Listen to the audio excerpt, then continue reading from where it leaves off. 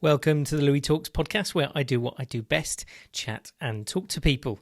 Now, today I've got somebody truly fascinating on the podcast with me, Harry Seaton. Now, Harry and I met late 2019, and we met at a marketing meetup event in Birmingham. He was doing a talk, and so was I, and we connected, and he did a fantastic presentation on influencer marketing.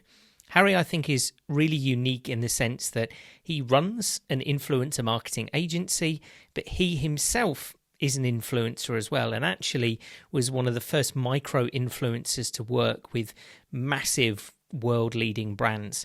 So Harry and I have a great conversation about what it actually means to build a successful influencer marketing campaign, what people get wrong, why influencer marketing has sometimes ended up with a bit of a bad reputation, and of course what he does and Fluential as a company to help write that. And I share a little bit about my experience with influencer campaigns as well from clients that I've worked with. So I really hope that you enjoy this conversation. I just want to put out a last little thing here that it's in amongst the COVID-19 outbreak. So I guess my message is that a lot of us have a lot to do in business. We're very busy. This podcast was filmed a little while ago, as you can probably tell with my beard length now. My barber is now, in fact, not open, so I'm going to look like Gandalf when we get out of this COVID-19 lockdown. I'm currently working from home, as is just about everyone else in the country. And the positive for me is that the podcast has been sometimes low on my list of priorities. It's been an incredibly busy last few months for me. And so hopefully with all of this happening, it will actually give me chance to really grow and develop the podcast again, and start putting out a lot more regular content. I've got lots and lots of podcasts scheduled now to come out every couple of weeks. So stay tuned. Hope you enjoy this interview with Harry, and hopefully he can give you some really, really good tips and ideas on how to build an influencer campaign and what you really need to consider if it's something that you're looking into. Right. Hi, Harry. Thank you so much for joining me this morning on the podcast. So let's just jump straight in. Tell the viewers and listeners what it is that you do and how you ended up doing it. Yeah, cool. And firstly, pleasure to be here as well. It's since you asked me, I've just been counting down the days basically. So it's really good to be on this. It's actually my first ever podcast. Wow. Very cool. Awesome. Yeah, so there you go. I don't think I could have chosen a better one. So no, it's I'm really looking forward to kind of having this conversation. But I do influencer marketing essentially, and so I own an influencer marketing agency, not talent management. I'm sure we'll probably end up in more detail about this later on, but just as an overview, we're not talent management. We work with the brands just as much as we do with the influencers. So we'll essentially, our clients aren't influencers, they are the brands, and they come to us wanting to work with influencers, and we identify the right ones to use and the right ways to use them.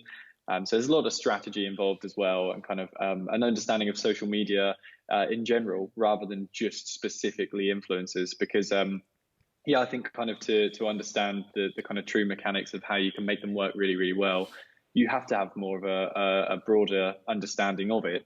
And that's where we come from. And the reason why that understanding exists, I guess the best way to answer that is to kind of give a quick story of how I got into it. So from the age of 12, I've had a YouTube channel myself, and I started off making cover videos, singing other people's songs, inspired by the likes of Gabrielle Aplin and Lewis Watson and all those kind of UK-based singer-songwriters. And that just kind of sat there, just kind of, bumbled along, didn't really do too much for me until I was 15. And when I turned 15, Facebook allowed personal profiles to have followers, which was like a huge, huge thing, because up until then you could only have a page, and pages were really more for businesses rather than public figures or what we now call influencers. So that was kind of the the start of the influencer world as it now appears. That was, for me, that feels like the starting point. And I jumped on that with a friend of mine and started making just stupid videos, like prattling around, and kind of moved away from the music a bit. And we quite quickly gained followers, being some of the only people doing it. We ended up being two of the most followed people in the UK at one point on Facebook. And from that came loads of opportunities to work with brands. But this wasn't like, O2 and McDonald's, some of the brands that I kind of have gone on to work with since as an influencer, so to speak. This was like with independent clothing companies. And I kind of started to, I guess, understand that there was value in my influence, in my following.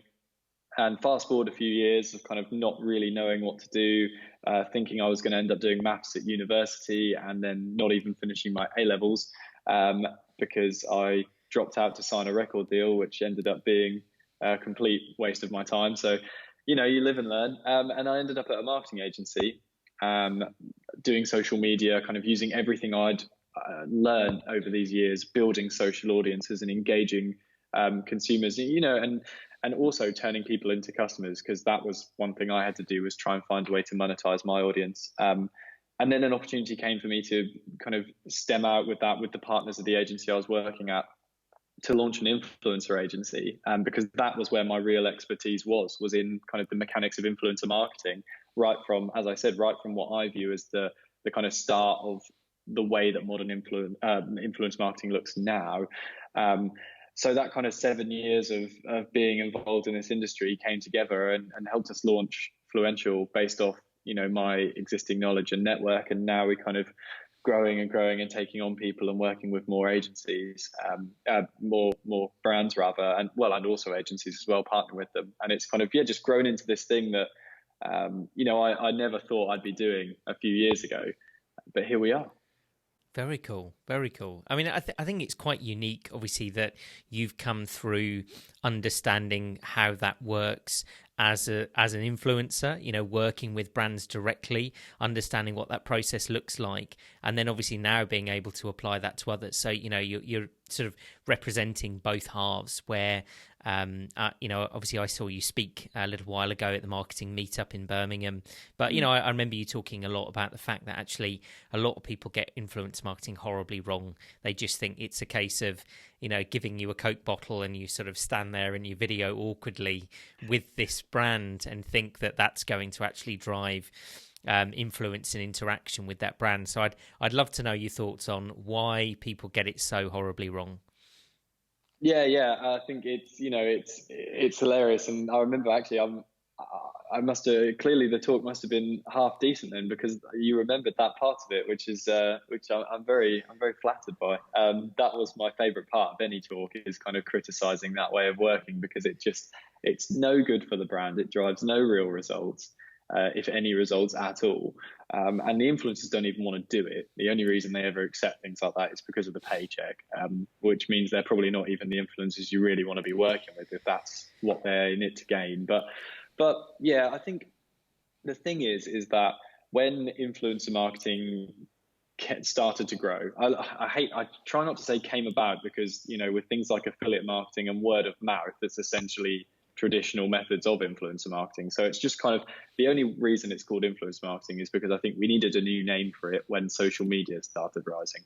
But yeah, anyway, I think that the reason why it's done so badly is because a lot of people a lot of marketing experts, arguably, people who knew a lot about marketing with various different methods, just forgot everything they knew about marketing. And the reason why they did that, and purposefully did that, was because I think they saw these big numbers that influencers were pulling, big views, big engagements, and they just kind of took that a bit for granted and thought, well, therefore I don't really need to put too much effort in. This person's got such a big pull anyway that no matter what they say will be listened to. No matter how they present this product, people are going to love it because they love them.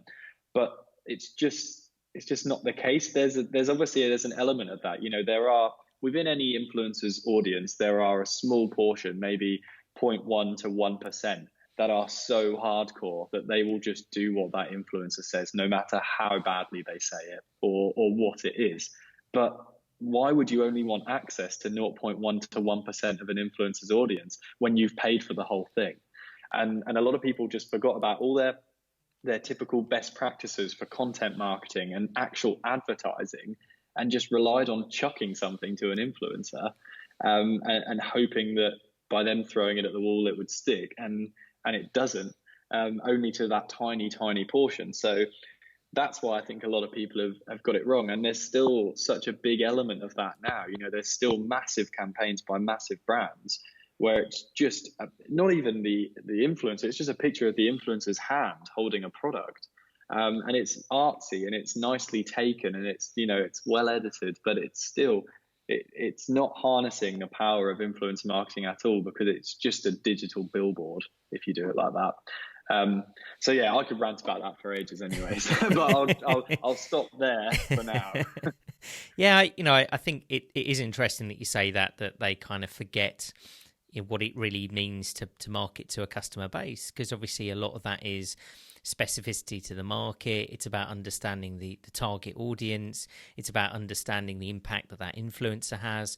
Because I think that's one thing that obviously I'm seeing more and more, and I think that the shame with influencer marketing, as far as I see it, is that a few people that I've spoken to recently have got horror stories, and it is because they've purely looked at numbers and gone, oh look, this person's got 500,000 followers, let's do something with them. And it turns out that either they've bought fake followers, or they're a girl in a bikini and you're trying to sell them a product, and the target audience of theirs is probably about 98% male and watching her just because she's half naked, not really for any other reason. So I'd love to know your thoughts on that, because I feel like influencer marketing has such massive potential, but there's also been this real initial bumpy period where I think a lot of people, certainly that I'm talking to sometimes, will instantly go, oh no, I don't, influencer marketing, there's all these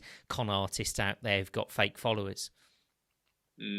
Yeah, no, you're completely right. And I think it comes down to kind of purpose, and purpose is something that kind of takes a lot of forms within influencer marketing and has to be considered in a lot of different ways. That's right from the purpose of why are you actually wanting to advertise this product, and what are you trying to achieve, all the way through to what is the purpose of these people following this influencer? Because there's lots of different reasons why you might follow someone online. You might follow someone, not just influencers, but anything. You might follow someone because they give good news. You might follow someone because they're your friend or your family. You might follow someone because you think they're attractive. And it's really interesting that you say that, because it is the big thing. A lot of people, they, especially with tanning products and beauty products, they will turn to the kind of influence that you're mentioning, kind of certainly girls who are perhaps, wearing slightly less on Instagram.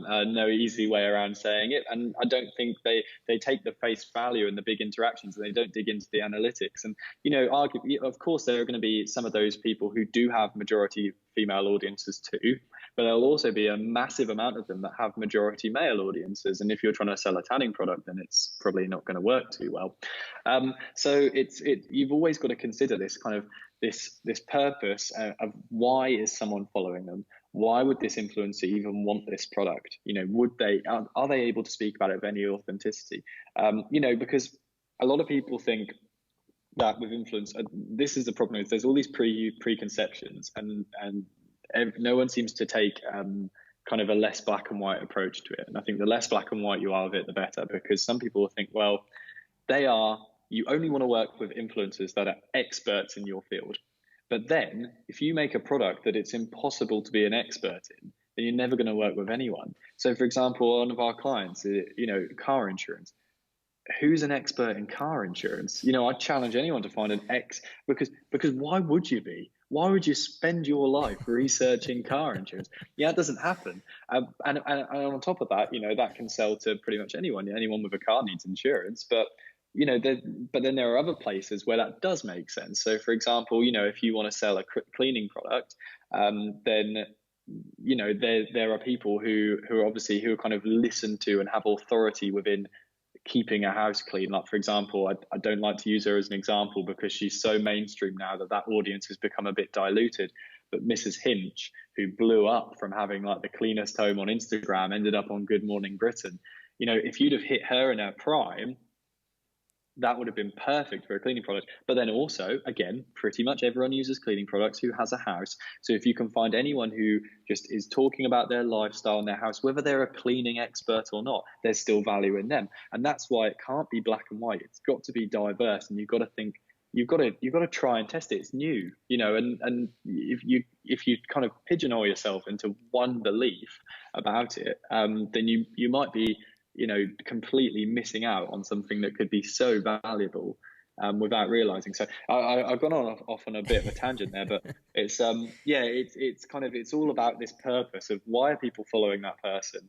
And this is something that we consider, that all these marketing experts who are sadly sometimes getting influencer marketing wrong are used to considering in everything else.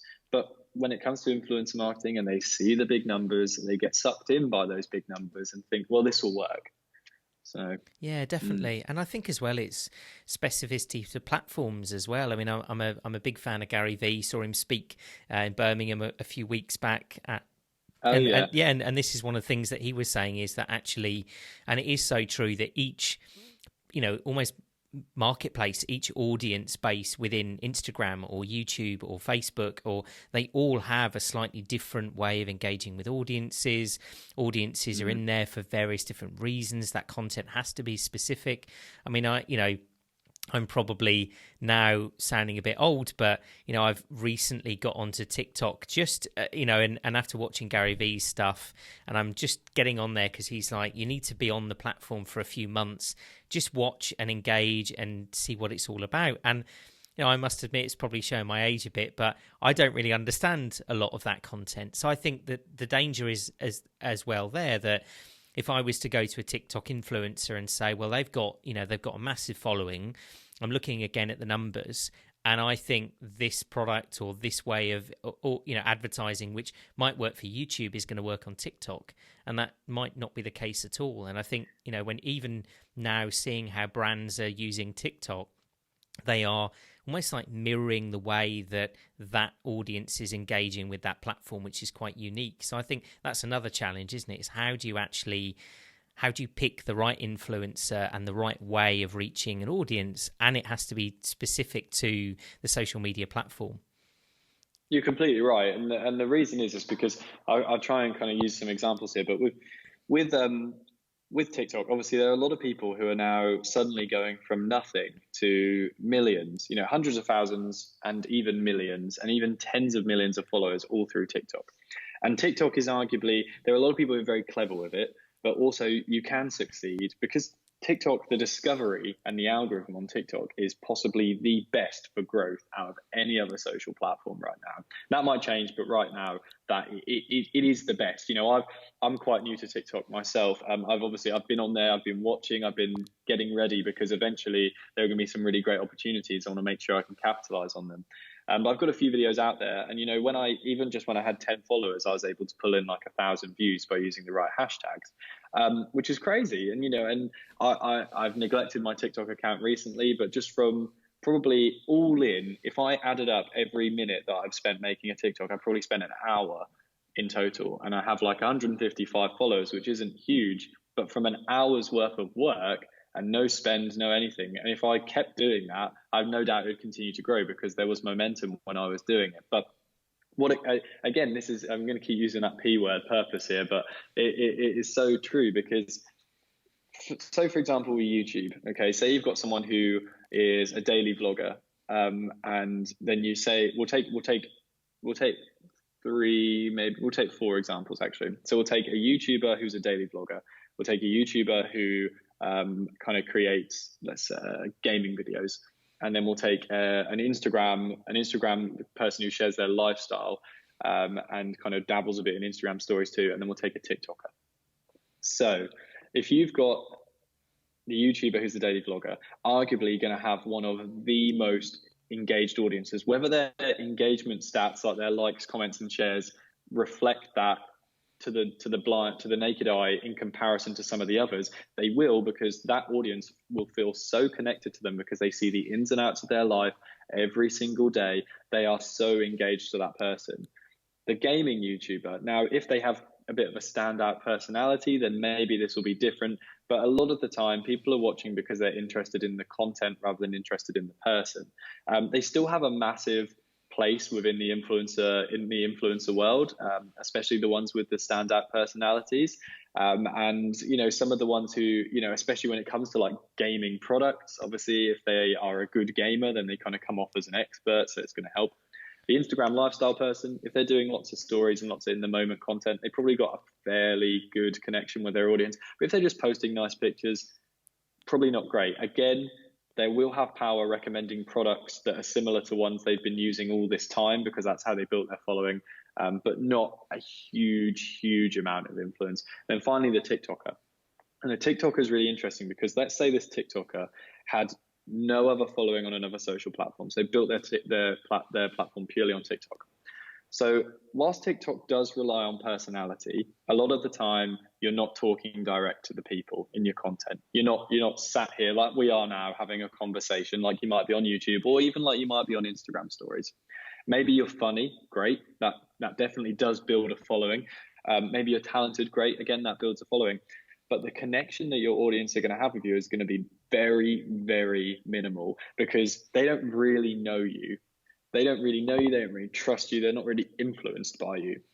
However, if you take that daily vlogger now and they also have a TikTok channel, then the chances are their audience on TikTok can be quite well influenced, because they're the people who already have a connection with them from somewhere else.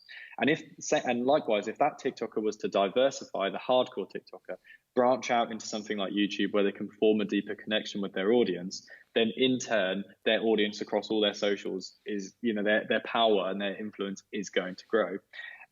So it's kind of, that's why you have to kind of look into it all, because if this person's on TikTok, they got 10 million followers, but that's all they have is that TikTok, then essentially they are going to be more of a bit of a digital billboard for a brand. But that's fine. But then you have to get more creative with your marketing, because you can't rely as much on the fact that this person, everything they say is listened to and trusted, because it's not. So you've got to really think of a good way to advertise, as you would with TV. But I'd still argue that it's better, even when they don't have as much of a connection, than advertising in a way where it's your brand advertising itself, because there's even less of a connection there between your brand and some random person, whereas at least this person is already followed by those people. So it's kind of, it's like there's levels to it, and it all comes down to the level of connection they have with their audience. And there are ways that we can assume that beyond engagement, just by looking at what they're doing and the type of content they're doing and the type of interactions they're receiving. Not how many comments, but what are the comments? How do these people actually respond to this person? How well do they seem to know them? I think knowing which platform you need to be on, it's very different for every person. But you kind of, like you say about having TikTok, and anyone who listens to this podcast right now should definitely have a TikTok if they don't, just to be there, just to be keeping up with it. Because one day it might have some opportunities that you will really regret missing out on if you're not there right now. Yeah, I think it's an interesting thing, isn't it? Because, even when you look at some of the early YouTubers, actually, they were on those platforms sometimes earlier than anyone else. It wasn't that they were putting out the best content in the world. It wasn't, but actually the early adopters, I think there's a real case for being in that space early on. And I also think, like you said, it gives you a better understanding of how to then market to that audience, if that thing is going to grow and it's going to develop. And let's say, for most businesses right now on TikTok, there's probably not an amazing potential to market. If you've got products that are, games or something, towards a younger generation, maybe it is a good place to be. But I think in general, but that's not to say that that's not going to change in the near future. You can already see that even from engaging with it for a couple of months, I'm noticing more and more of an older audience appearing on TikTok now. I think as people start to talk about it, and there seems to be recently a lot more business content on there, this kind of, entrepreneur type stuff on there as well. So like you said, I think it's just about being there, understanding and reading the what's going on in these platforms. So, I think the interesting thing is for me with the whole influencer space is actually I think that a lot of businesses can learn a lot from that space, because I think that one of the things that I feel like influencers have really done in the marketing space, and I know it's a word that gets so overused, but it is authenticity. When we're now seeing these really hyper-human brands where, like the YouTube vloggers, the daily vloggers, the audience have such a connection with that person. And it's such an authentic connection. When you're watching their videos, you're literally, it feels like you're getting a window into their life. You're a friend who's just happened to be there at that moment and capturing it with them. So I think I'd love to know your thoughts on what brands I think and businesses in general can learn from that space. Yeah, definitely. I think it's two really interesting points you make there. Like the first one with the early adopters. I mean it, and anyone who is completely new to influence marketing, this is I'll put it in a term that literally anyone can understand here, is that in the same way that if you have a friend of 1 week and you give them a recommendation, how different is that to if you have a friend of 5 years and you give them a recommendation? How much more likely is the friend of 5 years to listen to you? It's much more likely. So it's a similar thing. If you've been building your audience over years, and a lot of those people have been there for the kind of learning you're going to have over those could potentially be huge. And brands can benefit from doing that too, and that's why, like we said about being on, we both said now about being on TikTok, to be there, ready for when that opportunity happens. Because the longer you've been there, time is like, it's the one thing that we all wish we had more of. And if you're on TikTok today, then it's an opportunity to be on there a week longer than everyone who signs up next week, and a month longer than everyone who takes until next month to sign up. And within that, you never know what you might discover or might be able to do.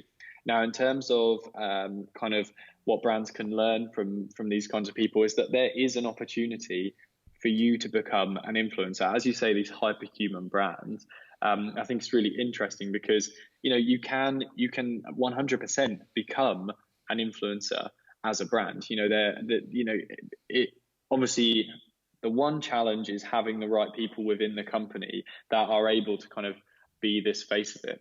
And with larger brands, it's going to be very, very hard because, for example, you can't imagine Adidas being able to make their marketing manager the face of Adidas, but then equally the CEO's probably not got enough time. So it's kind of a bit of a lose-lose. But with startups and SMEs, there's a huge opportunity for you to become that influencer, for you to, be a bit bolder and a bit braver with it, and start talking about things, within your industry and everything like that, whether that's more business focused on LinkedIn, if you're kind of B2B, which still massively works, or whether you are a product, you are selling to consumers and you want to get in on YouTube and TikTok and Instagram and Twitter and everything like that. And one really interesting example actually is a company that I didn't even realize this was them, but you mentioned me in a comment on the CEO's post, George from Honeypot, I think it was. Yeah. And I'd seen them before from their viral marketing stunt when they did the billboard in London with the pretend writing from the ex-girlfriend on. But something really interesting is if you go to their Instagram right now, you'll see that the profile picture is the two founders and not the company logo. And that is so bizarre, but shouldn't be, because really more people should have realized that that's a good move. But they are the faces of the company more than the company is the face of itself. They are the people who are out there. The marketing stunt involved the founder. It was all revolved around the founder. And actually, because he talks so much about the company, he included his own Instagram rather than the brand's in. Really clever, because people obviously far more kind of likely to follow him than the company, but because he's always talking about the company anyway, the company is still going to get the traction from it. So he's really, really involved himself in it. And Honeypot could grow to be absolutely huge. And if it does, it will always have been with him. And then they won't have this problem that some of these more legacy brands do have, where they're now far too big and the structure is far too embedded within them to be able to kind of break into this space. Because also you kind of just be a bit like, what the hell is going on? Suddenly Adidas launched a YouTube channel where a couple of the employees were like trying to be influencers. You just think, what are you doing? Like, you're used to seeing them on TV, you're used to seeing Adidas in your Facebook adverts, in your Instagram adverts, or working with massive celebrities. And I think when you're in an early stages of being a brand or a business, that's when no one has any kind of preconceptions about you, and you're able to write your own playbook. And I think that's just an opportunity that you've got to make the most of, because all these bigger brands, potentially competitors of yours, can't do that anymore without it looking forced and weird. So yeah, I think just by being a part of the influence world, just keeping track on influencers, you'll naturally just start to pick up tips and tricks from them. So yeah, it's all about being present. And then if you choose to action on that, great. If you don't, at least you've got the knowledge ready for when you potentially work with other influencers rather than turning yourself into one. Yeah, absolutely. You're so right. And I say this to so many clients, especially, as you said, the SME business space, is they have this amazing opportunity to be a human brand, whereas, exactly right, a lot of other companies don't. And so I think there is, a fear and a resistance to doing that. A lot of people are uncomfortable in front of cameras. I think the one advantage that maybe the younger generations have got is, because they grew up with smartphones from such a young age, they've actually been used to this kind of connection through their phone. Whereas I think even for me in my generation, we were like Bluetoothing each other Akon songs in parks when we were 15 and 16. So we didn't have the same relationship with our phones. It was like you texted each other occasionally, but that was kind of it really, and maybe the odd phone call. Whereas now, everything passes through that portal. Your whole contact network, everything you're doing, your social network, the people that you follow, the brands, everything you're able to reach through that mobile device. So I think there is, I say to a lot of people as well, that there needs to be this sort of meeting between the generations. And there's a lot of talk about millennial generations, and there's a lot of negativity online. But I think more businesses have to realise that actually it's a massive advantage, but it's about integrating that inside the company. I've said to quite a few clients recently that, you need to get some apprentices in the business who are younger, who you can train with the traditional marketing strategy, but they can bring the understanding of social. It's really the coming together of those two things. No, I couldn't agree more. And I think this actually, if you look at most influencer agencies in the UK, some of them actually use it as a full-on selling point, that their average age is, we average age of 24 or average age of 22, or some of them are like average age of 20. And you just think, crikey, because the thing is that appears to be a benefit, because you can sell it on the fact that, so they all grew up with influencer marketing. Yeah, absolutely great. But influencer marketing, what about when there's a wider campaign that involves a lot of different angles that then none of these people have ever been exposed to? It's going to sound a bit hypocritical at first, because, I'm 22, so I'd never claim to have the experience in the wide. I feel like I have a very good understanding of all areas of marketing, but I'm not an expert in a lot of them. However, with us specifically, and I guess this is my one cheeky plug, is that I've come from, we're part of a group of agencies, and we partner with other agencies, and partner with really talented people like yourself, who have been doing this longer than I have, who I then end up picking up this understanding and extra experience from all of those people. But the thing is, if I was to sit in a room with the people who are just me, if I was sat in a room full of me's, all I would know is what I've grown up with, which is that influencer marketing angle. So sure, we'd probably be awesome at influencer marketing, but the moment you wanted that influencer marketing to integrate with something else, I'd probably think, oh, I've never done that. How on earth am I meant to do that? I don't know anything about that. And it's really, really dangerous. And I think that's why I genuinely could not agree more with what you've just said about how they should get the younger people in who have already got a bit of an understanding about that, and then train them in the traditional ways so that they end up with a more rounded approach. Because and I think that's not just true of influencer marketing, that's true of any area of marketing. It's always handy to be an expert in yours, but have an understanding of the others, because the chances are you're going to have to work with those other teams at some point, and with those other methods anyway, whether it's you doing it or someone else, you need to know how it works, ready for when it happens. So yeah, I think, there definitely needs to be a bit of a shift in kind of people just purely working with younger people when it comes to influencer marketing. They definitely need the balance, and that I'm sure that will change, because that was the case with marketing agencies not too long ago, where it was cool to sell it on the fact that you were all young, whether you're influencer marketing or not. But then, hang on a minute, what about these people? What about people who are like 40, 50, 60, who have been understanding the psychology of consumers for decades, for longer than some of these founders have been alive, and all these principles still apply no matter what area of marketing you have, and we're just ignoring them because, oh, well, they're old and they don't have Snapchat. And it's like, who cares if they have Snapchat? They know how to sell to people, which is what we need to do, no matter what method we're using. So yeah, I think there's there's definitely an error in a lot of people's ways at the moment of just kind of neglecting people above 30, which is just ludicrous.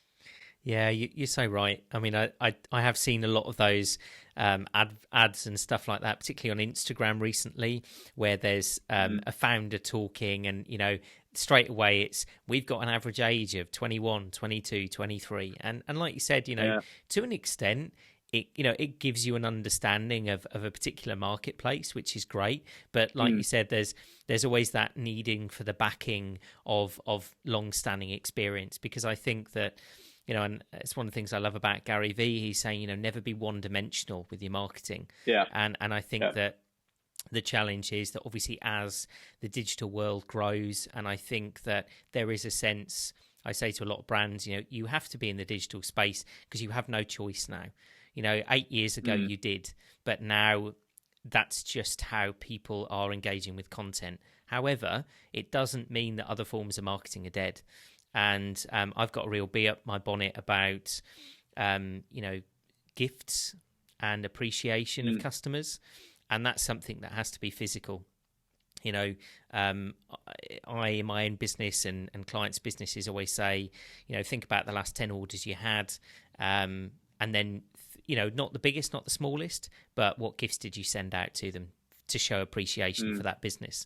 And that's a super old school mentality of, you could call it marketing, you could call it customer journey, but I learned it from our local butchers in the local village when I was a kid. Every so many orders, you'd go in, they'd give you a free pack of sausages or bacon or something to show you appreciation of, restaurants are very good at doing that. When you've got your local restaurant and you've gone in many, many times, occasionally they'll give you a bit of money off, or a free dessert, or a free drink, or something. And it is just that appreciation. So I see that, well, that's marketing. It's just very differently dimensional to influencer marketing. And I think the worlds can come together. And I think when they do, they can be even more powerful. But it's one learning from the other. So I guess I'd love to know your thoughts on where the influencer space is right now, and what you see sort of happening in the next, I guess, year or so, and I guess, what people should be aware of. Yeah, definitely. So I think right now, influencer marketing seems to, and I'm just going to try and put a figure on it, but just from my eyes only, and in the UK, I'd say about 80% of influencer marketing is taking place on Instagram and YouTube, which was kind of inevitable to one extent. When influencer marketing started to truly become what it is today, it was mainly through YouTube. And then obviously Facebook still had quite a big place, and so did Twitter, actually. Twitter seems to have just left completely now. I honestly can't tell you the last time I paid an influencer to tweet, because just, kind of with the way that the content is received on there and how conversational it is, ads stick out like a sore thumb on Twitter. They don't look nice. So sometimes we might, if we I tell you what, actually, sometimes we use Twitter to support other content. So if we've commissioned a YouTuber to do a YouTube video, the chances are they'll probably tweet it anyway because it's their video. They want it to perform well. But maybe if we wanted to give it an extra push, we might then commission a tweet for them to tweet it again. Because again, the kind of the value to their audience is the reminder of the video. It's never going to go viral, and some clients want that V word all the time. And you kind of have to tell them that, actually you don't want to go viral. You just want to reach the right people. But not that virality doesn't have its own place. That's a whole other conversation. But yeah, it's kind of, so right now it's more Instagram and YouTube. And the reason is that YouTube, again, allows for that more deepened connection between audience and creator, because you can do longer content. People go there for longer content. You can post longer content on Facebook. You can post longer content on Instagram too now. It's still not quite as long, but you can. But it's not why people are there. It's that purpose thing. It's people are on YouTube. I'll go on YouTube and I'll click on a 25-minute video, and that's fine. Which sounds crazy because it's like, well, it's not a massive commitment. But if I went on Instagram and something came up that was 25 minutes, would I watch it? Absolutely not. If I was on Facebook and I see a video that's more than 60 seconds, I probably won't watch it because I'm not fussed. And same with Twitter. So that's why YouTube's got its value. You can do a slightly deeper brand integrations, or you can have, say, a 30 to 60 second brand integration on a video, but that video could be 20 minutes, so it's a smaller section of the video, so it doesn't stand out too badly. And then with Instagram, the main reason why, and everyone says that it's because it's visual and it's a great way of showing off products and it's a great way of doing this and that. But actually, truth be told, and if people have different opinions, then fair enough. But my opinion, and why we're moving to Instagram a lot at the moment, is because of the options for calls to action. It's because of stories having swipe up links. It's because they now do branded content partnerships where we can put our own social boosting budget behind an influencer's post. The influencer benefits because they reach more people. We benefit because we see all the results as they happen. It makes it way more measurable, and we can just amplify that content. So we're kind of in those two places. And then the other 20%, I'd say that probably about 5% of it is already now TikTok, and that is going to grow and grow and grow.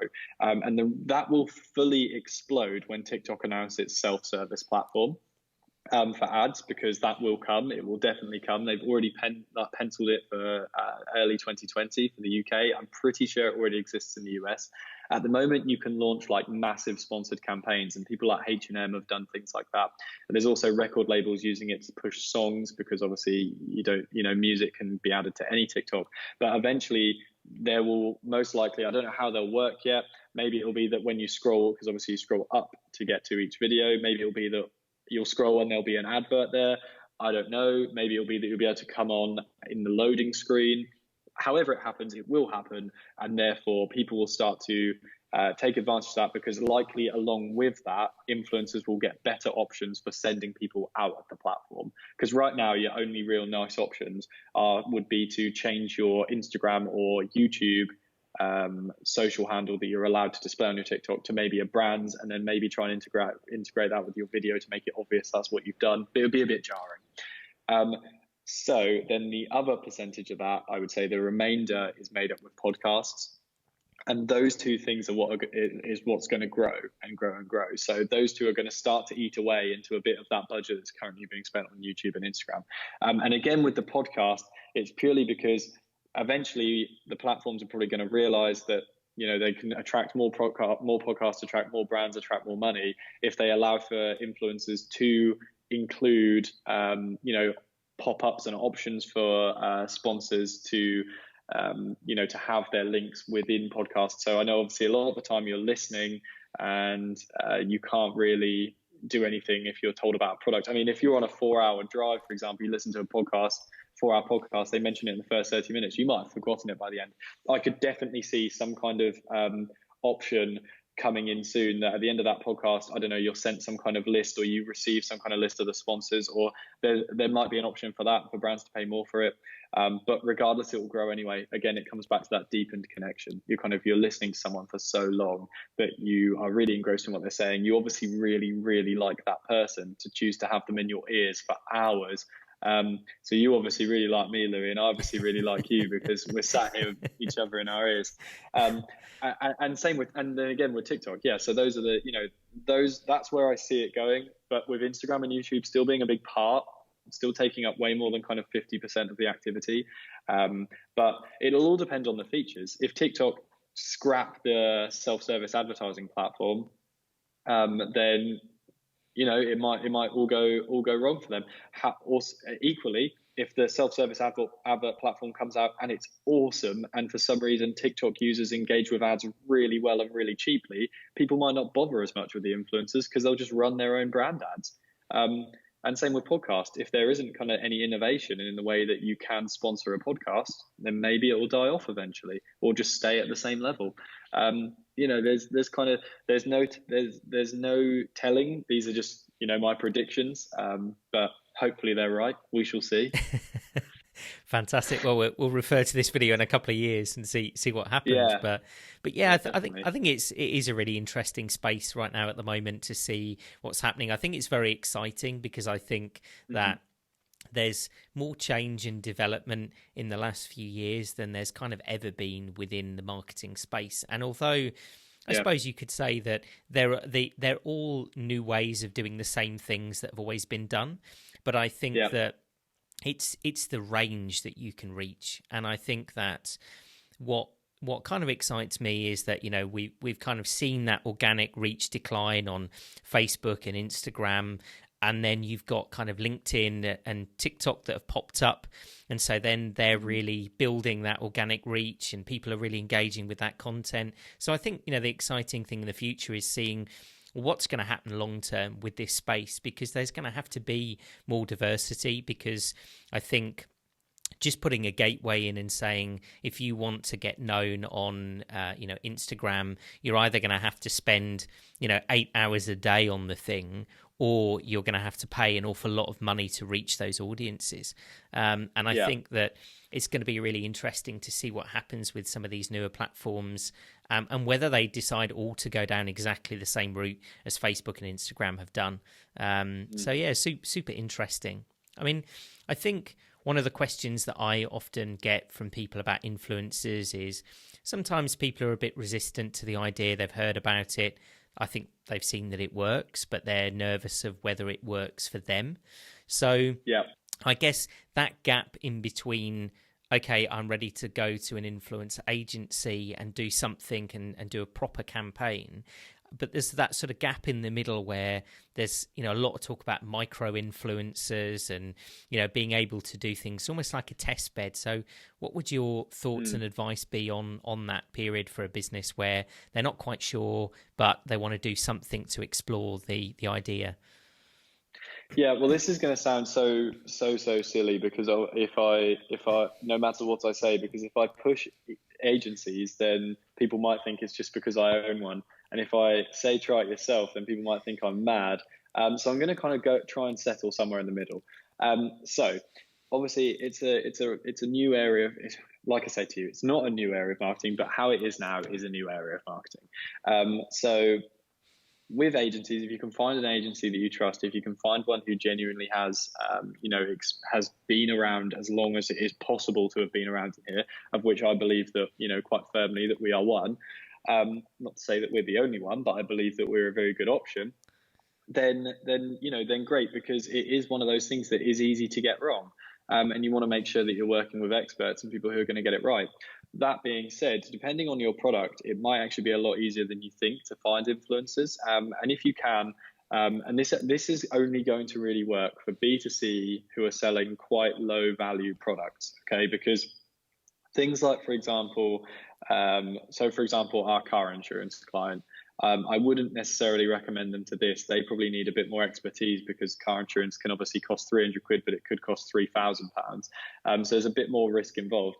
However, if you're, and we've done this for a couple of clients, and truth be told, if they kind of put a bit more research into it, they maybe could have done it themselves, but they obviously didn't have time or didn't want to. I can't complain. It was a client for us. Great. So what I would say is that with, for example, I use them as an example. So a chocolate company, actually, and also a a toy company. So gifting and product gifting, and actually something that you've already mentioned today, is a great way to engage influencers and kind of test how influencers react to you and the type of content that you could expect to receive from influencers with your product. And you'll never be able to guarantee results with gifting, because some people, the thing is with gifting is it's very hard to demand a post from someone unless they are a much smaller influencer, because they're probably used to being paid. So gifting is really weird, because I could gift something to someone with 2,000 followers and they might do me 10 posts because they're over the moon. They're not used to receiving products. They've never even received money for a post. So this is a big deal to them. Equally, I could gift someone something with 5,000 followers, so not much more, and they could be used to getting paid because maybe they have they're experienced in the industry, they have a good agent, they're used to getting paid, and they might not post it. Equally, I could give something to someone who with 10K who would actually be willing to post it completely for free, but they just forget. And then on top of that, I could give something to someone with 1 million followers, and just because they really love it, they just post it, and you just end up hitting 1 million followers for the cost of a product. So on top of that, because you're not really dictating someone what to do, what to say, you'll also see how an influencer perceives your product and how they would sell it to an audience, which could give you inspiration on how to sell it yourself. So it's really quite a good idea. And like I say, the only problem is that this won't apply to everyone's brand and everyone's business. But it's a really good way to test it, without a big investment. You're just sending product. And the one thing I would say to anyone who is considering doing that is to really, really go to town on how personalized you make the receiving of that product. The wrapping, make sure that it is, you don't just stick it in an Amazon box and send it out. Wrap it up, write a note, hand write a note. If you really want to increase your chances of getting it posted, hand write a personalized note saying, we really hope you like this product. If you would be so kind as to post it, our tags are this. And it would be really, really, really mean a lot to us. If you're a small family-run business, send them a picture of your family and say, look at us, this is us, so you know us. Build that connection with that influencer. Say, this is my family business, and we're really trying hard to achieve great things, and we really like your content. So we wanted to send this to you, and if you would like to post it, that would mean so much to us all. Here's all our smiling faces. You can picture that while you're posting it, and and get it out. And that's happened with me. I've worked with some small brands. I've worked with some massive brands as an influencer. I've worked with, O2 and McDonald's and Coca-Cola, and they've paid me, good money to do these brand deals. But then equally, I had Boots. Boots did a campaign, like a Christmas gifting campaign, and they sent me a perfume to give to my mum for Christmas. And they boxed it in this incredible box, absolutely stunning. And on the box was like a bit for writing, and they'd written in it like, Harry, really hope your mum enjoys this perfume. Merry Christmas from all of us at Boots. And, I took pictures of the entire thing. Like, I took pictures of the box, I took pictures of the note, I took pictures of the product. They got so many posts from me, so many more that people that had paid me actually got, because of how much effort was put into it. But and actually, weirdly, it was nothing to do with the fact that it was Boots, because sometimes there'll be a vanity with these bigger brands because people want to be seen to working with big brands. But actually, I'd worked with brands much bigger than Boots, and it didn't mean anything to me that it was from Boots. It was the effort. I was just astounded by the effort that someone had put into me, who's arguably quite a small influencer. But realistically, that probably only took me about 10 minutes, because the box wasn't handmade. They just bought a nice one. And the note was about 3 lines long, but it was awesome to have got it. So, they're just so many little touches you can put. So that's what I'd say is gift and really go to town with it. And if that's not an option for you or your brand or your business, then look into agencies, especially some of the smaller agencies. For example, with us, we will take on smaller campaigns for the right people. It's not that you need to spend tens of thousands of pounds, and there'll be other agencies out there that do the exact same. Some of the bigger people are known to have kind of minimum rates of like 15k, and if you're a startup, you might not want to spend that, but there are plenty of people out there who will know how to spend that the right way for you. But as with everything, just research. If you're doing it yourself, research. If you're finding an agency, research. Have chats like this with them, see what they actually know. See if they get found out on a Skype call. Very true, very true. And I think it's an interesting time, because I found this quite interesting. I've done a few smaller influencer campaigns in the past, and a lot of them, this is going back a few years now, a lot of them were super happy to do stuff for gifts. And I'm really seeing a shift now to where even smaller influencers, now it might not be huge amounts of money, we're not talking thousands and thousands of pounds, but it, hundreds for a post or a couple of posts or whatever it might be. But there is now an expectation that they're going to get something, because I think more people are realizing that as long as their audience is targeted, they've got good engagement. And I think my piece of advice is just, if you're ever going to work with an influencer, ask to see their engagement stats, because I've talked to quite a few brands that haven't done that and have been burnt by it. So I think that's a really key thing. But I see this real shift happening to where a lot of influencers expect to be paid, and I think this is it. It's like there's nothing wrong with it. And actually, I think in terms of getting out there, if you were to look at the reach that a lot of influencers have got, they're going to reach more people than city centre billboards, and you will pay a huge amount of money for a city centre billboard still today, and yet you have no idea who's going to pass that billboard. There is no concept of targeting. It's just there, and if the right people happen to walk past on a certain day, great. But if they don't, well, you lose. Whereas I think this is the advantage with the influencer space, is as long as they're happy to share their stats with you, you really do have a much better idea of who those people are. No, yeah, absolutely. I think the billboard example is really interesting because, people, a lot of them are sold based on kind of you'll ask for the details and they'll give you the traffic and say, well, there's 100,000 people pass this billboard every day. And you think, yes, but how many thousands of those are children, who can't read yet? How many thousands of those are children who just can't buy it yet because they have no money? And how many other thousands of those people are just everyone else who sits outside of my target demographic? So they have their place, of course they do, for awareness exercises. But actually, this is the strange thing, is that for a long time I've been trying to tell people that influencer marketing isn't just awareness, because for a long time that was the narrative that was pushed. People said that influencer marketing was great for brand awareness, but actually hardcore sales or anything like that, don't bother. But actually it's the complete opposite. There are so many traditional methods of marketing that are far more just awareness exercises, whereas influencer marketing can be both. It can be just awareness if you want. By all means, get some massive influencers, don't stick any calls to action on it, and just make it a massive awareness campaign. But if you want to drill down into specific people, and you want to have those calls to action, you want to be able to measure every sale you get from each individual influencer you use, then you can do that. The options are there. And if you hear people saying it can't be done, it's because they've not worked with anyone who can do it, clearly. But you'd be surprised at how many people can do it. It's just we're probably too busy doing it to shout about the fact that we can do it, which is why this is my first ever podcast in the 13 months of owning the business. Brilliant.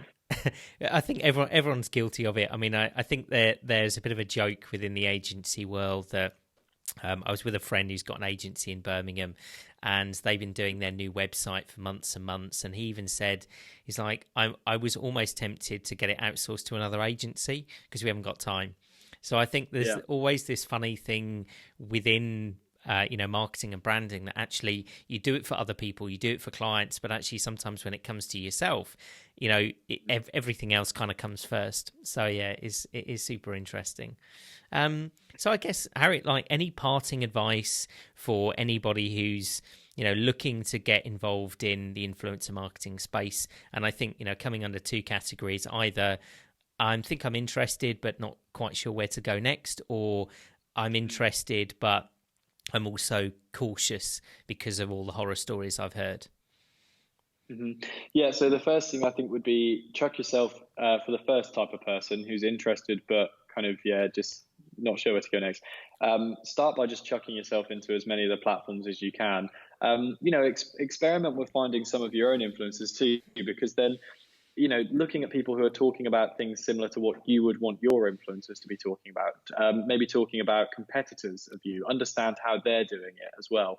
And once you've found that, obviously it means that if you talk, whether you do it yourself, you'll have picked up knowledge, whether you go to an agency, you might have then a bit of an understanding of what you could expect them to say and the type of people they might recommend to you. And it might start to make a bit more sense. But by all means, get as involved with all the platforms as you can. And that's not to say go and make an account on all of them necessarily. If you're a product that you just outright know that won't sell on TikTok, I mean, I'd still advise making one and having a look, but don't spend all your time doing all your research on there if you know that you're not going to use it, or that it could never really work for you because, like, for example, you're B2B or something, because that would be years off. That's something like that working. And then if you're just to summarize that part of it, just chuck yourself into it head first. Watch as many YouTube videos as you can, whether they're related to your business in any way or whether they're not, just to start to understand how influencers talk about products and how therefore you could envisage them talking about yours. Because whilst a lot of agencies, us included at Fluential, love to get involved in the strategy side, obviously you know your brand better than we ever will, and on top of that you might already have some really good ways that you're selling the brand, and if you see an influencer do something that actually looks like it could align nicely with them, it might be that all you need a hand with is finding the right influencers, at which point you could turn to an agency. And the same kind of goes for the next person too. And with the caution, I think again it comes to just having these conversations, talking to people from other agencies. And again, I just want to say, to be completely neutral, not just me, not just myself, but the right agencies will always be happy to share case studies with you. And at the end of the day, an agency should always explore a potential lead. I feel like I've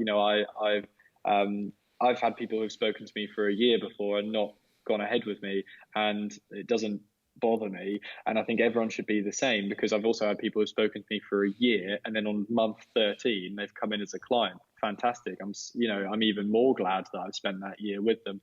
So I think you should be as inquisitive as you are, and we should expect you to be as influencer agency owners. We should expect you to come to us with a bit of caution and say, well, can you just give me some stats on what you've done before, and how many sales are you generating, everything like that. And I can, and I'm sure other people can just turn around and say, yes, absolutely, I completely understand why you're worried, because I'd probably be worried too if I wasn't working in it and just looking at it from the outside. But here are some stats, here's what we've done for other people, and here's it working. Now you can see that it works. What would you like to do? So be as curious as you possibly can be, both with the influencers and with the agencies, and just approach it, as forget that it used to exist as affiliate marketing or as word of mouth. Pretend that it's a completely new thing, and just try and learn as much as you can from all the sources that are on offer.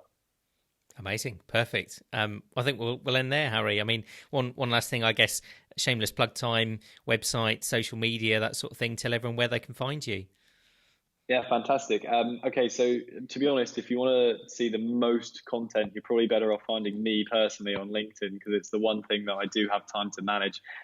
So you can find me by searching my name, Harry Seaton. However, if you would like to look at some stats and also some of the brands we've worked with, then head over to fluential.co.uk. You can also find us on Twitter and Instagram, and I try and keep them updated as best as I can. But the more personal content will be on my LinkedIn, and the more business and commercial side of things and the stats, well, actually, you'll find them on our website. So yeah, I'd go to my LinkedIn and our website. And tell you what, why not? All of you listening right now, open up 2 tabs and check them out right now. It'll take you about 60 seconds. Awesome. Thanks so much for coming on the podcast, Harry. Really great conversation. And I hope people feel a little bit more enlightened about the influencer marketing world now. So thank you.